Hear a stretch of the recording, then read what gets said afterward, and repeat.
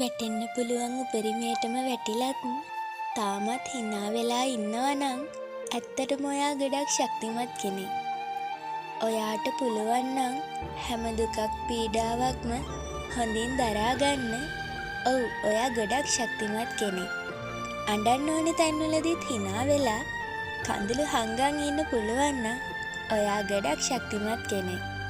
ඒ කියන්නේ ඔයා සුවිශේෂී පුද්ගලයෙක්. ඉතින් ඒ ශක්තිමත් ඔයාව ඔයා ආදරයෙන් පරිස්සමෙන් ආරක්ෂා කරගන්න ඕන. ගෙවෙන හැම තප්පරයකදීම ඔයා ඔයාම වෙන්න. කාවවත් වචනකින්වත් ක්‍රියාවකින්වත් රිද්දන්න එපා. ඔයාව රිද්දන මිනිස්සුන්ගෙන් ඈත් වෙන්න. එයාලට සමාව දෙන්න. නිහඬ වෙන්න, අත්හරින්න. ඒක තමයි ඔයා ඔයා වෙනුවෙන්ම කරන හොඳම දේ.